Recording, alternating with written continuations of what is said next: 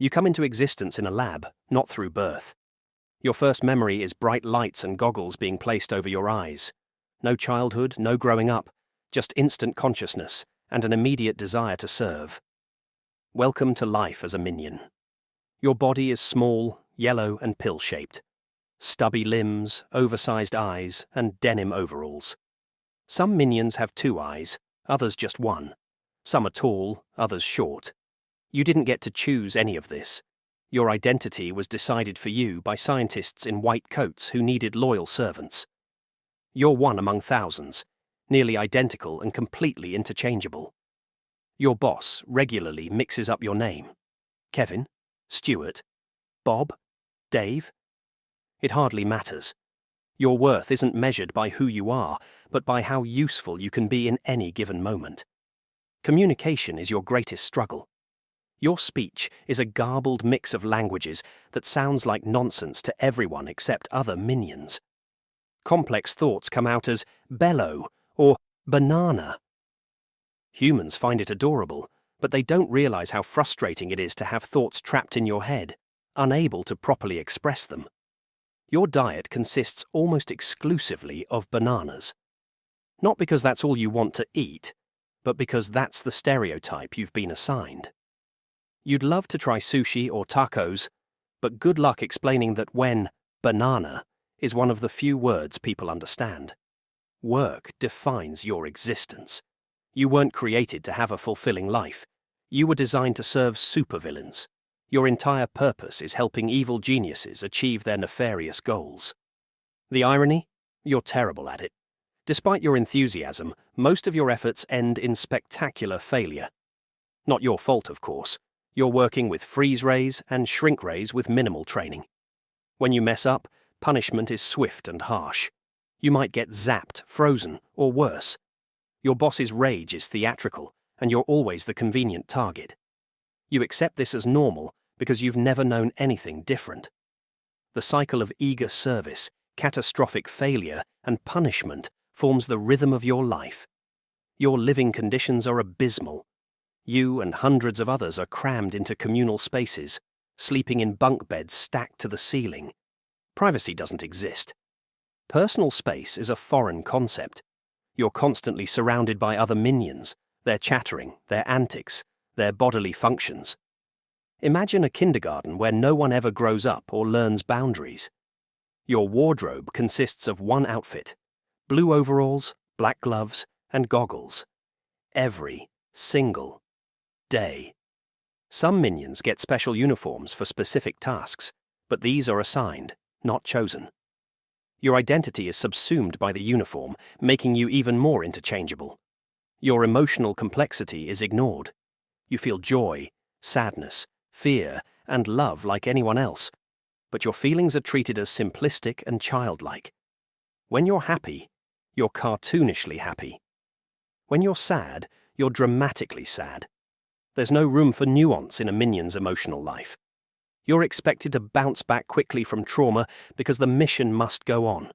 Your leisure time is limited and usually revolves around serving your master. You get to sing and dance occasionally, but even these moments of joy are in service to supervillainy.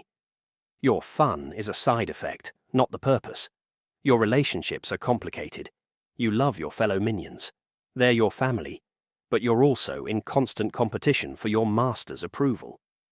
This creates a strange dynamic where you'll happily sabotage another minion if it means getting a pat on the head from the boss. You'll steal credit and engage in petty rivalries while maintaining the facade of cheerful camaraderie. Your safety is never a priority. You're routinely sent into dangerous situations with minimal protection, defusing bombs, confronting heroes, testing unstable inventions. It's all in a day's work. Your seemingly indestructible nature means you're subjected to increasingly perilous tasks. Your resilience is exploited rather than respected. When your master changes plans, which happens constantly, all your hard work becomes instantly meaningless. The hours you spent building that doomsday device? Wasted. Your time has no value beyond its immediate utility to whoever's giving the orders. Your loyalty is both your greatest virtue and worst flaw. No matter how badly you're treated, how dangerous the mission, or how irrational the command, you remain devoted. It's literally in your DNA. Even when mistreated or abandoned, you come running back, eager to please. It's Stockholm Syndrome built into your very being. The world sees you as cute, as comic relief, as a marketing opportunity. Your image is on everything from t-shirts to toothbrushes, your likeness reduced to a cheerful mascot. People laugh at your struggles, finding them adorable, while missing the existential horror of your situation. You're trapped in servitude, with no hope of growth or self-determination. If you try to break free and live independently, you quickly discover you're ill-equipped for life outside your master's shadow. The outside world is confusing and often hostile to a 3-foot-tall yellow creature who can barely communicate. So you return to what you know: service, obedience, the comfort of hierarchy. Your greatest happiness comes from the smallest victories: completing a simple task, earning rare praise, finding a perfect banana. Your expectations are so low that these minor triumphs feel like major achievements. You celebrate with other minions, finding solidarity in shared small joys amidst the chaos. Eventually, you accept your fate. You'll never be the hero, never be more than a sidekick, never fulfill ambitions beyond serving whoever's in charge. But you find meaning in connections with other minions, in accidental moments of rebellion, in the chaotic fun of your misadventures. The ultimate irony of minion existence is that despite everything, you're relentlessly, inexplicably happy. Your capacity for joy in the face of servitude is both your greatest coping mechanism and the cruelest joke of your existence. You're programmed to find fulfillment in service, to derive pleasure from pleasing others, to accept your limited role with enthusiasm rather than resentment.